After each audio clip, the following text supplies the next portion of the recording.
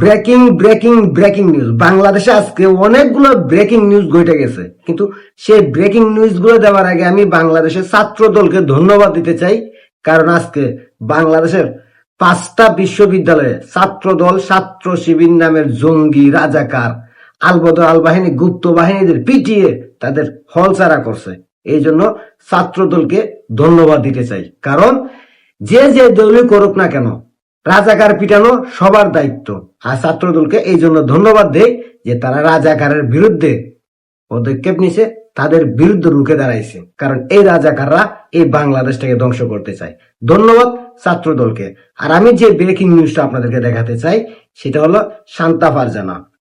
শান্তা ফারজানার উপরে কয়েকদিন আগেই দেখছেন এক জুলাই জঙ্গি, সে শান্তা ফারজানার অফিসে গিয়ে তাকে মারার জন্য 10-15 জন নিয়ে তাকে মেরে চলে আসছে। সেই শান্তা ফারজানা সেই হামলার প্রতিবাদে আজকে প্রেস ক্লাবের সামনে একটা মানববন্ধনের আয়োজন করে এবং প্রতিবাদ জানায় যে তার উপরে হামলা হয়েছে, এটার বিচারের দাবিতে।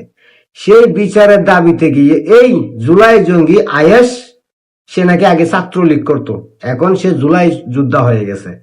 সেই আয়েশ তার সাঙ্গপাঙ্গ নিয়ে তাদের মানববন্ধনে অতর্কিত হামলা চালিয়ে তাদের অনেক নেতা কর্মীদের আহত করে এবং সাংবাদিকরা যখন বাধা দেয় যে ভাই আপনারা এটা কি করতেছেন, তখন এই জুলাই জঙ্গি আয়েশের নেতৃত্বে তার জঙ্গি সংগঠন ইনকিলাব মঞ্চের টুকাইরা নেতা কর্মীরা প্রত্যেকেই সাংবাদিক গণমাধ্যম কর্মীদের উপরও হামলা চালায়। আর সেই কারণে ওইখানকার যে সাধারণ জনগণ ছিল প্রত্যেকেই এই জুলাই আয়েশ জঙ্গি সহ তার অঙ্গ সংগঠনের টুকাই বাহিনীদের ইচ্ছে মতো গণধুলাই দিছে। গণধুলাই দিয়ে আয়েশ এখন মেডিকেলে ভর্তি।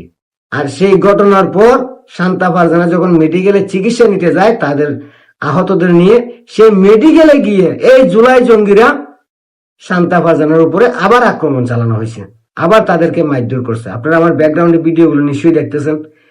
শান্তা ফারজানার উপরে আবারও মেডিকেলের ভিতরে গিয়ে তাদের চিকিৎসাধীন অবস্থায় তাদের উপর আক্রমণ চালাইছে এই ইনকিলাব মঞ্চের টুকাইরা। এই টুকাইরা এই দেশটাকে ধ্বংস করতেছে। আমি শান্তা ফারজানাকে ধন্যবাদ দেই। প্রেস ক্লাবের সামনে যারা ছিলেন, যারা এই জুলাই জঙ্গিদের বিরুদ্ধে রুখে দাঁড়াইছেন, প্রত্যেককেই ধন্যবাদ দেই। আপনাদেরকে সেলুট জানাই, কারণ আপনারা এই জঙ্গিদের বিরুদ্ধে রুখে দাঁড়াইছেন। ধন্যবাদ প্রত্যেককেই।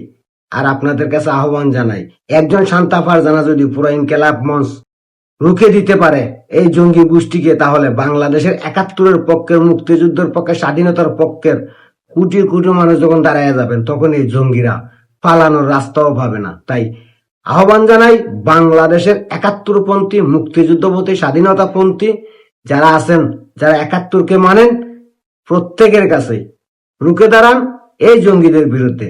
আর জুলাই আন্দোলনে অংশ নেওয়া সাধারণ শিক্ষার্থীদের কাছে প্রশ্ন করতে চাই, 2 বছর ধরে আপনারা তো দেখছেন এই জুলাই জঙ্গিদের মব সন্ত্রাস, চাঁদাবাজি, লুটপাট, তারপরও যদি আপনারা এদের সঙ্গ দেন, এদেরকে সাপোর্ট দেন, তাহলে মনে রাখেন একদিন এই জুলাই জঙ্গিরা আপনাদেরকেও খাবে।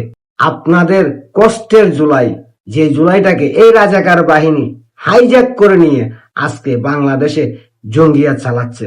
তাই যারা জুলাই আন্দোলনে অংশ নিয়েছিলেন আপনাদেরকেও বলবো, এই দেশের জন্য এই জঙ্গিদের বিরুদ্ধে রুখে দাঁড়ান, এদের পক্ষে কথা বলা বন্ধ করেন। কারণ এরা আপনাদের সফলতা, আপনাদের অর্জন ছিনিয়ে নিয়ে তারা আজকে বাংলাদেশকে আমেরিকার হাতে তুলে দিছে, রাজাকারদের হাতে তুলে দিছে, দিয়ে এই দেশটাকে ধ্বংস করতেছে। তাই প্রত্যেককেই বলবো এই জঙ্গিদেরকে রুখে দেন, নাহলে এরা এই দেশটাকে পাকিস্তান, আফগানিস্তান বানিয়ে ছাড়বে। আর তাই আমি বলতে চাই, 71-এর হাতিয়া গর্জে উঠো আর একবার।